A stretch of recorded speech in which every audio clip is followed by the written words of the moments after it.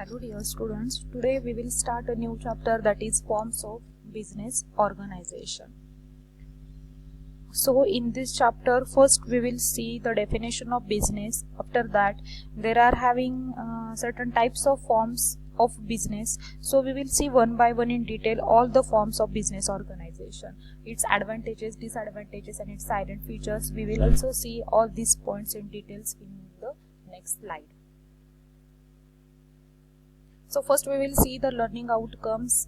The learner should able to develop the knowledge of business and management principles. Then he should understand the concept of various business form.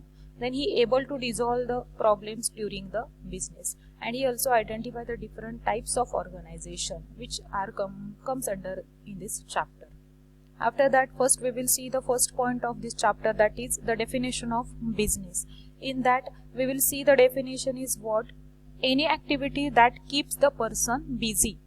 Any activity that keeps a person busy, it is called business. अशी कोणती एखादी activity आहे की ज्याच्यामध्ये तो person नेहमी busy राहतो तर त्याला काय म्हटलं जातं, तर बिझनेस असं म्हटलं जातं. So main aim of doing any business is to earn profit. Any of the person, whenever he is doing any business, he is having only one aim, that is to earning some profit. So कोणताही business करताना किंवा काहीही करताना प्रत्येक व्यक्तीच्या डोक्यामध्ये एकच असतं की आपल्याला ह्याच्यामधून काहीतरी प्रॉफिट मिळायला हवा आहे. सो बिझनेस करताना सुद्धा मेन एम काही असेल तर ते एकच असतं की त्याच्यापासून आपल्याला काहीतरी प्रॉफिट हवा आहे. So next point is there are having the various forms of business organisation. In that first is sole proprietorship, then partnership, then joint stock company and cooperative society. We will see one by one all these forms in detail in this chapter. So first we will see the sole proprietorship. आता soul प्रोप्रायटरशिप म्हणजे काय, तर ह्यालाच एक अजून एक नाव असं आहे की one man business.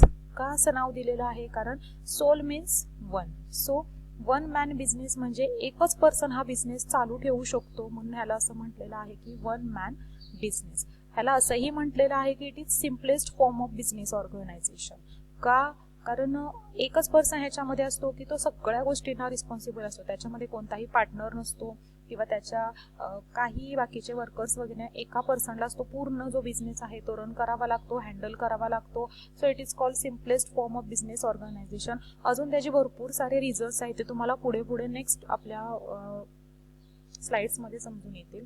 So one person is solely responsible for providing capital, for bearing risk of business and day to day management of business. तो एकच पर्सन असा आहे की तो रिक्वायर्ड आहे कशासाठी, तर त्याच्या बिझनेससाठी लागणारा आहे जे काही कॅपिटल आहे, म्हणजे जो काही त्याच्या बिझनेससाठी लागणारा माल आहे तो प्रोव्हाइड करण्यासाठी. त्याच्यानंतर ज्या काही रिस्क येतील त्याच्या बिझनेसमध्ये, फॉर एक्झाम्पल पूर वगैरे आला किंवा त्याच्या समजा एखादं त्याचं दुकान आहे छोटंसं, त्याला जर आग वगैरे लागली तर त्याच्यामधून जो काही लॉस होणार आहे तर त्याला एकट्यालाच हँडल करावं लागणार आहे. आणि त्याच्यानंतर डे टू डे मॅनेजमेंट, जे काही मॅनेज करायचं आहे तो बिझनेस त्याचा, तर त्याला तो एकट्यालाच करावा लागणार आहे. तर या सगळ्या गोष्टीला एकत्र काय म्हटलं जातं, तर सोल प्रोप्रायटरशिप असं म्हटलं जातं. पुढे आपण बघणार आहोत silent features of sole proprietorship. In that first is he is having full authority of over affairs of business. जो काही त्याचा ओनर असतो तर त्याला पूर्णपणे अधिकार असतात की जे काही बिझनेसमध्ये ज्या काही घडामोडी, ज्या काही ऍक्टिव्हिटीज होणार आहेत तर त्याच्यामध्ये जे काही करण्याचे जो काही राईट्स आहेत ते सगळे त्या ओनरला, म्हणजेच त्या जो कोण पर्सन त्याच्यामध्ये असतो त्याला असतात. After that the ownership lies with one person only. So no any partnership in this business. जसं अगोदरही सांगितलं तसं की जो काही ओनर आहे हा सिंगल पर्सन असतो, पार्टनरशिप ह्या बिझनेसमध्ये नसते. No legal formalities are required to start the business except drug store. Drug store, जे मेडिकल स्टोअर आहे ते स्टोअर सोडून ह्या बिझनेसमध्ये सोल प्रोप्रायटरशिप हा बिझनेस मेडिकल स्टोअर सोडून बाकीच्या सगळ्यामध्ये कोणत्याही लिगल फॉर्मॅलिटीज ह्या लागत नाहीत. Then proprietor has arrange all the necessary capital. जो काही प्रोप्रायटर असतो, जो काही ओनर असतो तर त्याला जे काही सगळं कॅपिटल आहे ते अरेंज करावं लागतं. Then liabilities of sole proprietorship are unlimited. म्हणजेच त्याच्या ज्या जबाबदाऱ्या आहेत, जे काही त्याच्या वर्कच्या रिलेटेड ज्या काही लायबिलिटीज आहेत ह्या कशा आहेत, तर अनलिमिटेड आहेत. तर हे झाले सगळे silent features of sole proprietorship. त्याच्यानंतर नेक्स्ट आपण बघणार आहोत ॲडव्हान्टेजेस आणि disadvantages of the sole proprietorship business. Sole proprietorship business हा एक this is one of the form of business organisation.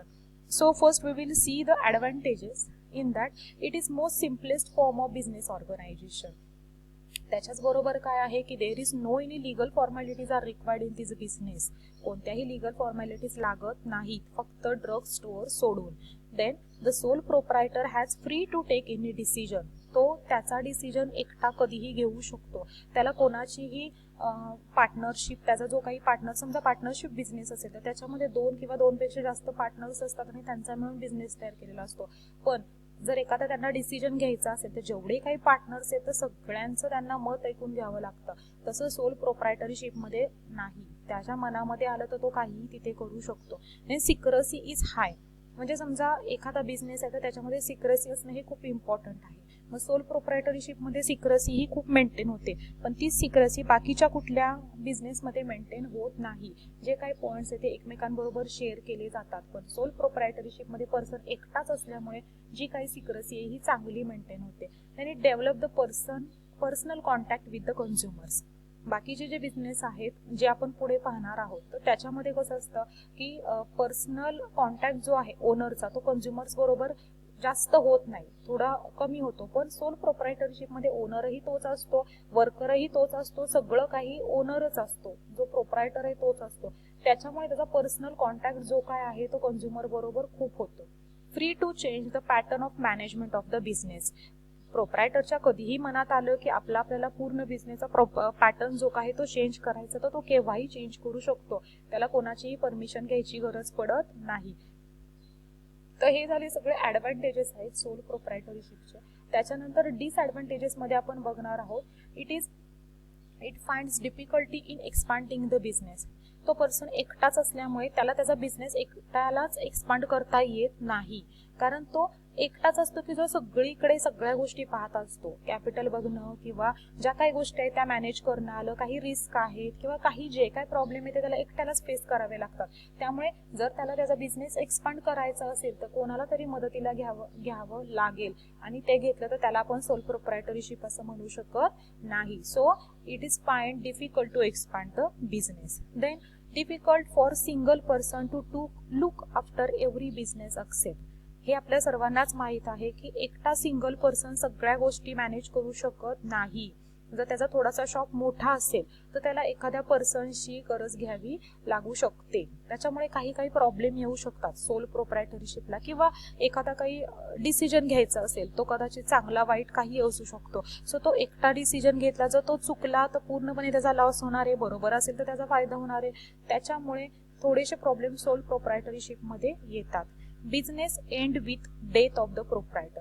जर तो प्रोप्रायटरचीच डेथ झाली, त्या ओनरची डेथ झाली तर तो बिझनेस तिथेच एंड होऊ शकतो. And no checks and control on the proprietor. Last point काय आहे, there is no any checks or no any control on the proprietor.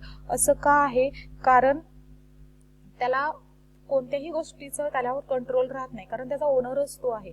त्याच्यामुळे त्याला कधीही वाटलं की आपण बिझनेस बंद करूया तर तो बंद करू शकतो. आज आपण शॉप लवकर बंद करूया किंवा आज आपण थोडंसं उशिरापर्यंत ठेवूया, त्याच्या मनाचा तो मालक असतो. त्याच्यामुळे तो काहीही गोष्टी करू शकतो. त्याच्यामुळे हे सगळे आणि ह्याच्यामुळे त्याचा कुठेतरी लॉस होऊ शकतो. त्याच्यामुळे हे सगळे डिसॲडव्हान्टेजेस आहेत सोल प्रोप्रायटरशिपचे.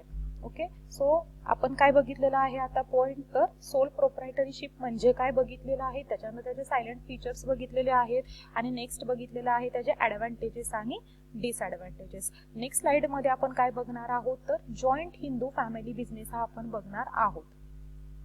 तर नेक्स्ट व्हिडिओमध्ये आपण बघूया joint Hindu family business. Thank you.